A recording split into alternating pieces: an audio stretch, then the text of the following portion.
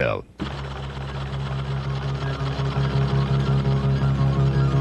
is NBC Nightly News. With Roger Mudd in Washington, Tom Brokaw in New York, and commentary by John Chancellor. Good evening. It's a mess. It's a real mess. That sums up the situation in many parts of the Midwest and Northeast tonight as winter simply won't give up. Record cold temperatures and fierce blizzards fouled life from the Rockies to the Atlantic seaboard. Here's Bob Jameson in the East and Norma Quarles in the Midwest. In the Northeast, the 17th day of spring brought a storm worse than any which hit the region during winter, trailing a foot of snow and blizzard conditions in some parts of the region. Weather radar showed that two storms collided over New York City, the one which hit the Midwest yesterday and another which moved off the Carolina coast today. In Boston, streets emptied when officials declared an emergency as 5 inches of snow were whipped by winds up to 70 miles an hour. Schools were closed at the noon hour, businesses advised to shut early. Boston's Logan Airport was shut down, as was the Massachusetts State House. The governor was vacationing in Florida. New Jersey was hardest hit. A foot of snow combined with gale force winds. Scores of schools were closed and state police advised motorists to stay home. New York City's 3 major airports closed, stranding thousands of travelers, including many headed south. And we're just stranded. Long lines developed at bus stops this evening, with public transportation reporting delays. But many of New York's 3 million commuters stayed home today, and some businesses didn't open, easing rush hour problems. But at Yankee Stadium, even George Steinbrenner couldn't prevent cancellation of the Yankees season opener with the Texas Rangers. And New Yorkers, used to adversity, coped. What do you mean? What do you think of this weather? Forecasters said the snow would end tonight, and after freezing temperatures, predicted spring would eventually return. Bob Jameson, NBC News, New York. Midwesterners were busy digging out today, trying to cope with one of the worst spring snowstorms in memory. In northern Indiana, highways were dotted with abandoned cars and trucks. Motorists who left their vehicles during the storm took refuge where they could. 30 people spent the night in a firehouse in Wheeler. Farmers in southern Indiana, Kentucky, and Illinois are keeping an eye on their crops. Last night's sub-freezing temperatures have already damaged this year's apple crop. Another big freeze is expected tonight, and temperatures dropping into the teens could ruin their strawberry crop. If we lose an apple crop this time of the year, or strawberries, you have no chance of replanting, of course, for this year. Cleveland was almost shut down by yesterday's storm, which dumped 11 inches of snow on the city. The snow was so heavy that even snowplows got stuck. Other drivers couldn't control their cars. It was the snowiest season ever in Cleveland. The total, just over 100 inches. In Milwaukee, they spent the day plowing out from under almost 9 inches of snow while suffering through record cold temperatures of 16 degrees. And here in Chicago, where spring is a rarity, people were trying to dig their way out of almost 9.5 inches of snow. It was the heaviest snowfall ever for an April 5th. But the sun was shining and spirits were pretty good. My favorite thing to do in April. Norma Quarles, NBC News, Chicago.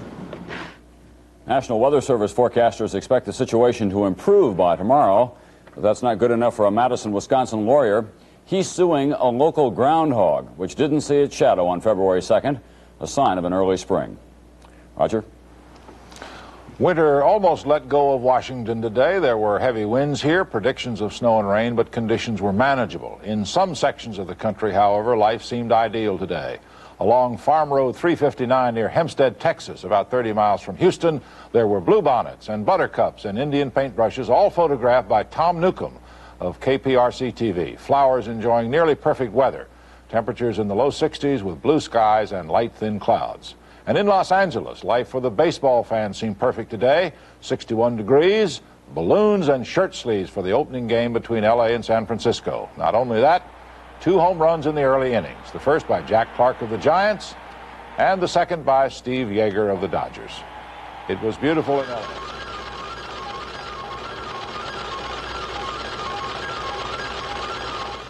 After I returned the call that he returned. Most of the phone calls you make at your office No, it's after I returned the call that he returned. are wasted. I returned the call. That's not productive. And productivity is what IBM Office systems are all about. Today, IBM has a system for companies with many phones. Record. When I get back next Thursday, there will be a meeting of all department heads. That stores your voice messages in a computer. Delivery time, Tuesday, June 1st. And delivers them any day you want, to one person or to 10, with just one call. And the system keeps trying till everyone gets your message. Even if you're nowhere near a phone. IBM Office Systems. With more than 40 years of experience, no one is more committed to the office, where it is now and where it will be. Where will you be?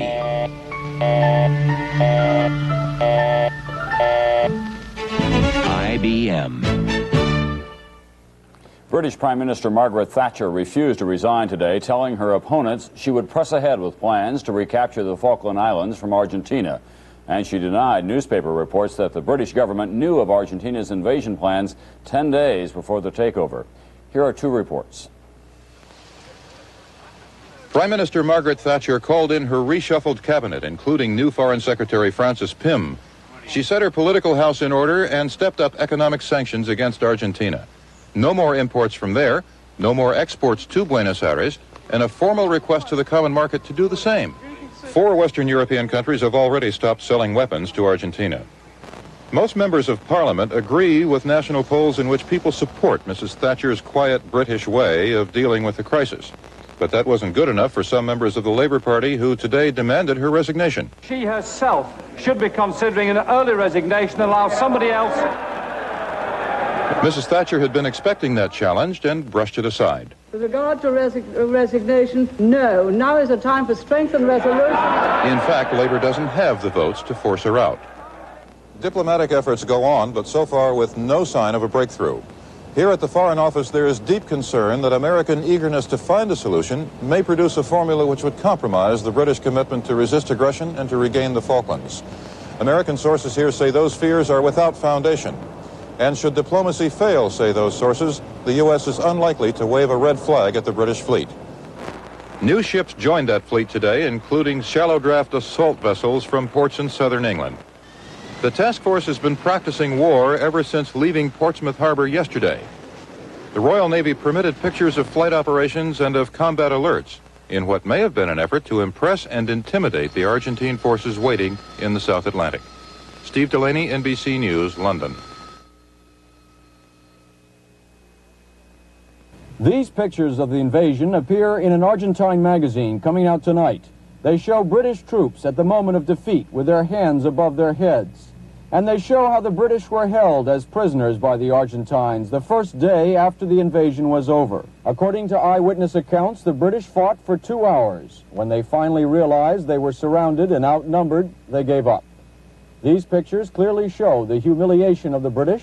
Argentine military officials on the Falkland Islands have said that under no conditions will Argentine troops be withdrawn.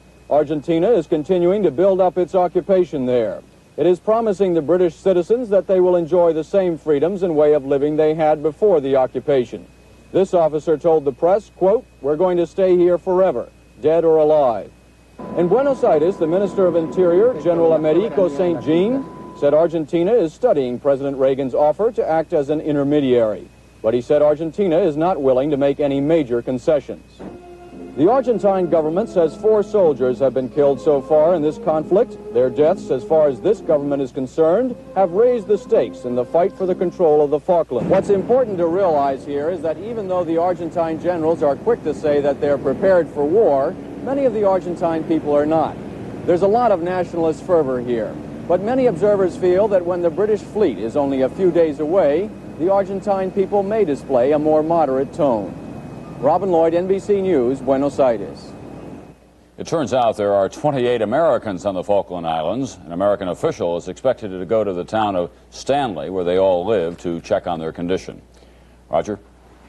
Administration sources have told White House correspondent John Palmer that both Great Britain and Argentina have signaled acceptance of President Reagan's offer for the United States to mediate the Falkland dispute. Reportedly, the negotiations actually began today with the arrival at the State Department of the Argentine ambassador Esteban Tacas and the British ambassador Sir Nicholas Henderson. They both met separately today with Secretary of State Haig. You were very concerned when you had 52 hostages. We have 2,000 hostages down there. But in the meantime, the world waits for the arrival in the Falkland Islands of the British Navy Task Force and what that might mean for a military matchup with Argentina. George Lewis reports. There's no question Argentina's Navy would be outgunned in a battle for the Falkland Islands. Most Argentine ships are of World War II vintage or earlier, and they are outnumbered by the task force the British are sending. Argentina's entire Navy has one old carrier, 23 other warships, and 36,000 sailors. The British task force has 2 modern carriers, 34 other warships, more than 40,000 sailors, and 1,500 Marine commandos. But the British have potential problems. They would be fighting 8,000 miles away from home, while the Argentines would be only a few hundred miles off their mainland. Some naval experts believe the British would be hard-pressed to sustain any long-term operation across the Atlantic. Another advantage for the Argentines is that their planes, American-made Skyhawks, have a range of 700 miles. Some of them could be moved to the Falklands for additional cover. The British Navy's Harrier jump jets have a range of only 100 miles. So the Argentines could attack the British task force before the British could launch their own airstrikes. Some Navy analysts believe the best tactic for the British would be to cut off the islands from the mainland, perhaps a naval blockade or the mining of Argentine harbors. Britain has underwater superiority with its modern submarines. British officials say it will take 2 to 3 weeks for the task force to reach the Falklands. Given the difficulties they may have taking and then holding the islands, the British do not seem to be moving at full speed. George Lewis, NBC News, the Pentagon. But the United States says it intends to steer a middle course in the dispute. Pentagon spokesman Henry Cato said today, "We have no idea of doing anything but walking right down the middle." Cato said, "We're not going to give anybody any help either way."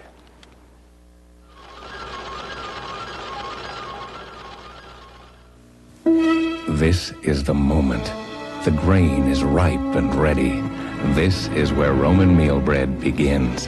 With high-protein wheat flour, whole-grain hard red spring wheat, whole-grain rye, bran, flaxseed meal, and other nutritious ingredients to make every loaf of Roman meal bread light brown, tender-textured, and delicious. Roman meal bread, made from the best the land has to offer. Sounds like a hit, Laura. Thanks. How about some coffee? Great. Whoa. Only half a cup. I thought you loved fresh brewed coffee. Love the rich taste. It's the caffeine I can do without. Me too. That's why we're drinking Brim decaffeinated coffee. This is Brim? This is Brim ground, and it's decaffeinated so you don't have to stop at half a cup. If it tastes this rich, I don't want to stop. Fill it to the rim. With Brim? Fill your cup to the rim with the richness of Brim. Out of the brew comes the ice blue freshness of Aqua Velva. Out of the blue comes the Aqua Velva man. Looking for the light scent, the clean scent, the fresh scent that comes from out of the blue. There's something about an Aqua Velva man. Be one. The Reagan administration is trying to stay one step ahead of the growing nuclear freeze movement. Yesterday, the president referred further questions on his policy to Alexander Haig. Today, Mr. Haig not only gave the administration's response to the freeze, but strongly supported a buildup of nuclear forces. Marvin Kalb reports. Secretary Haig engaged in a preemptive strike, advancing to today the administration's first comprehensive policy statement on nuclear weapons. Why? Because in this room tomorrow, a quartet of establishment experts on the subject, Robert McNamara, George Kennan, McGeorge Bundy, and Gerard Smith, is set to propose that both superpowers agree not to be the first to use nuclear weapons. Haig, mentioning no names, flatly rejected that idea, pointing out the costs as he sees them. Those in the West who advocate the adoption of no first-use policy seldom go on to propose that the United States reintroduce the draft, triple the size of its armed forces, and put its economy on a wartime footing.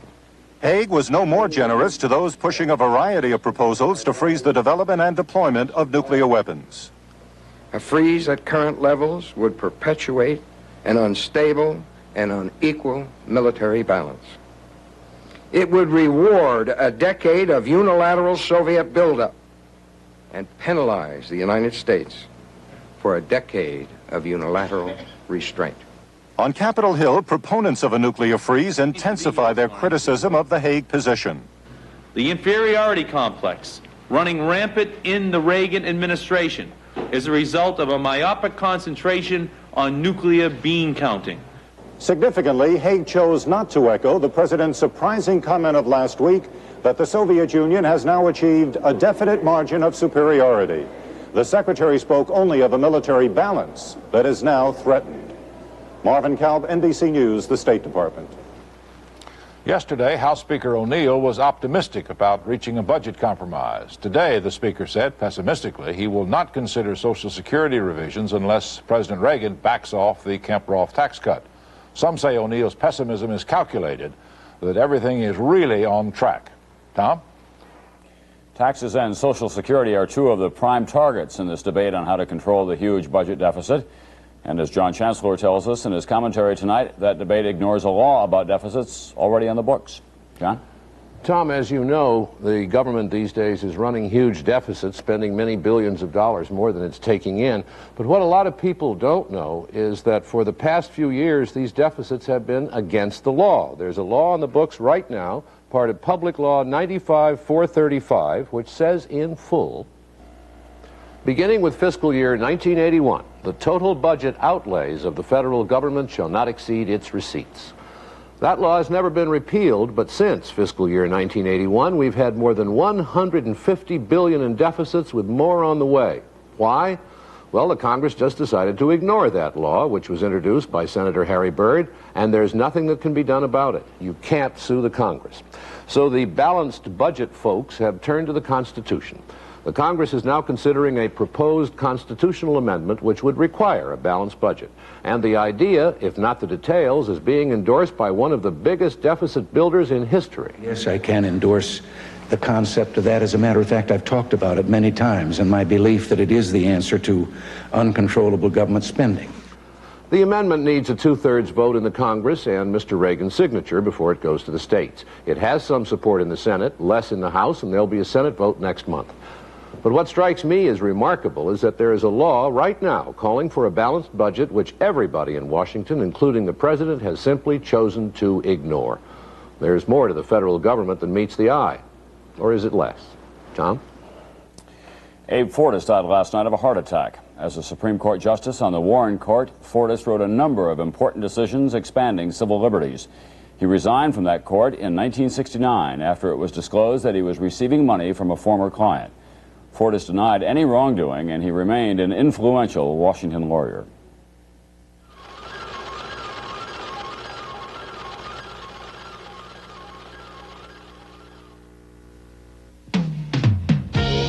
Get a feel for cotton in these classic sports shirts. The way it moves with you and breathes with you. The way it keeps its looks. The way it makes you feel free and comfortable. Nothing else feels like cotton, and nothing else makes you feel like this. Get a feel for these, the all-cotton sports shirts from Sears. Once you get a feel for cotton, you won't feel like anything else. Millions of people have discovered a low-cost alternative to car care, where qualified mechanics do quality work. They discovered K-Care, found only at Kmart. Worn shocks can cause more than just a bouncy ride, like cupping. Now you can solve the problem and save on Munromatic shock absorbers, the best-selling replacement shock in the world. Buy one Munromatic at our regular low price, get the second at half price. That's some value, but that's K-Care, only at Kmart. Oh, Sue, what's wrong? I love ice cream, but it hurts my teeth, Mr. Perry. They're sensitive to cold and hot. Here's something new for sensitive teeth. Promise toothpaste. It works? For relief, nothing you can buy works better than the active ingredient in Promise. It's my regular toothpaste. Tastes great. Okay. How are those sensitive teeth, Sue? Promise really works. For sensitive teeth, try new Promise toothpaste. They promise, and I promise. It works. The same group of building trade unionists who yesterday sat on their hands for President Reagan today put them to work when they heard Edward Kennedy and Walter Mondale. But as Irving R. Levine reports, one speech was a virtual replay of the other. Aspiring presidential candidates, Mondale and Kennedy, seeking labor support. But to the union leaders, hearing their almost identical phrases, it was like choosing between Tweedledum and Tweedledee on unemployment. In 1982, the issue is still jobs, jobs, jobs. The issue before the country is jobs, jobs, and more jobs. On the tax cut, the Congress should repeal the personal tax cut for 1983. We must repeal the third year of an incredible tax windfall. Both invoke the same party hero. Everything that Roosevelt did was designed to include the excluded. Franklin Roosevelt proclaimed that his and the same ghost of the past. It didn't work for Hoover. Nothing more than the old Hooverism of 50 years ago. As for audience reaction, a tie. 3 standing ovations for Mondale, 3 for Kennedy. As for the laugh meter, Mondale the winner with this one aimed at the president. What he doesn't understand is that it's already past high noon for our economy. All the hands at the OK Corral have been laid off. And even Tonto's unemployment benefits have expired. Kennedy couldn't match that. Irving R. Levine, NBC News, Washington. The FBI's figures for the 1981 crime rate show virtually no change over 1980. There was a slight increase, 1%, in violent crime, but most other categories were down. The 2 main reasons, apparently, are greater security and a declining teenage population. Tom? In Missouri today, weight and length were on the ballot. The weight and length of trucks that use Missouri roads. Use them, and in the minds of some, abuse them.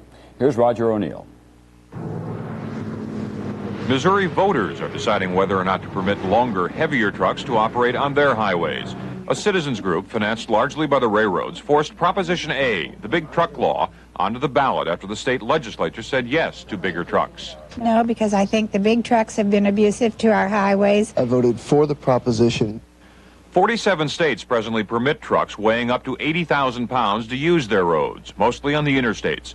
Missouri, Illinois, and Arkansas limit truck weights to 73,000 pounds. The 3 states form a wall down the center of the nation. The trucking industry and truckers hate the barrier. You have to load light on the West Coast to go to the East Coast. Is that money out of your pocket? You bet. The controversy over big trucks has been raging for years. There are more than 2 million miles of paved roads, and they are falling apart faster than they can be rebuilt or repaired. A Washington Highway and Bridge Research Group says 53% of our highways need major repairs. Government studies say the big trucks decrease the normal 20-year lifespan of a highway by 4 years. The trucking industry doesn't believe it. A truck at the legal limits creates no more damage to that highway than does a passenger car.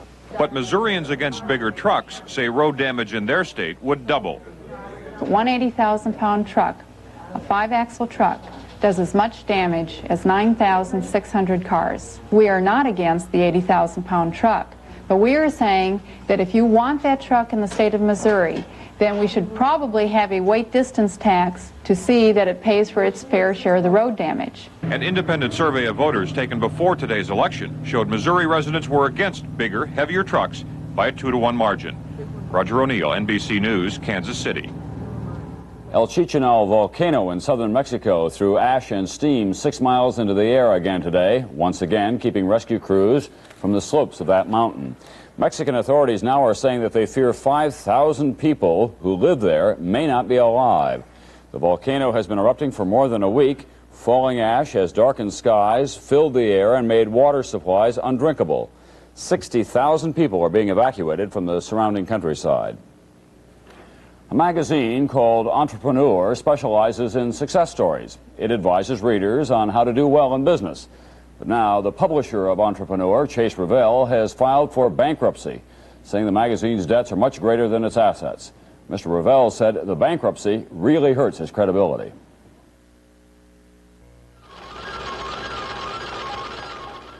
How long does a John Deere lawn tractor last?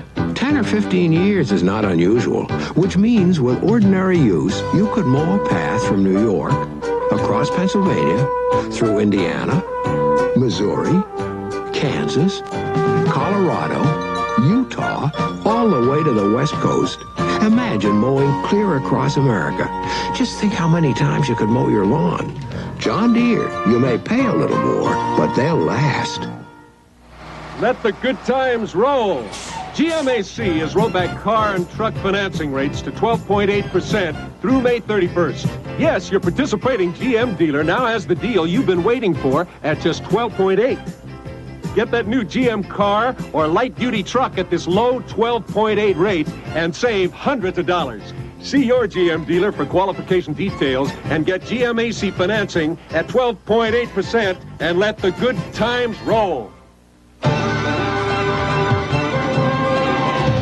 Are you ready for the next great romance in your life? Introducing new Silhouette Special Edition. I know all about great romances. I'm Janet Daly. Silhouette Special Edition is unlike any other. Longer, spicier. Why, you'll be so involved, you can't put it down. Make your own special time even more special. Relax with new Silhouette Special Edition now. In California, this was Anna Conrad's first full day of freedom in 5 days. For 5 days, she was trapped by tons of snow from an avalanche that killed nearly everyone around her. Don Oliver has more on Anna Conrad's story. She had just graduated from college, was going to be a teacher, but first she wanted some fun as a ski lift operator at Alpine Meadows in California's Sierra Nevada. Last Wednesday, she and her boyfriend were in the ski instructors building when the avalanche hit. 22-year-old Anna Conrad thought it was an explosion. She was knocked out for a day, then heard rescuers digging above. They didn't hear her. For 5 days, she was tucked in an air pocket under a bench, covered by tons of snow, her feet frostbitten. She never gave up hope. It was kind of frustrating when they left after they talked to me and stuff, but understandable. As long as they got through, I was happy. The parents say it is a miracle that the weather cleared and the search resumed. The doctor agrees the girl lived through a miracle, but he says it will take another one if she's to survive without some sort of amputation. Dr. Roger Mason performed surgery to remove blood clots from her frostbitten feet. Someone without the tremendous inner strength that she obviously exhibited might have given up and succumbed after 2 days. So. Incredible. Just absolutely incredible, and a release that a person experiences once in a lifetime. Just thank God that miracles really do happen. Don Oliver, NBC News, Truckee, California. That's Nightly News for this Tuesday night. I'm Tom Brokaw in New York. And in Washington, I'm Roger Mudd. Good night from all of us at NBC News. Tomorrow morning on Today, the wild winter of '82. Brian Gumbel looks at the April snows and the winters of the future. Also, Chris Wallace interviews Defense Secretary Caspar Weinberger. All that and more tomorrow on Today.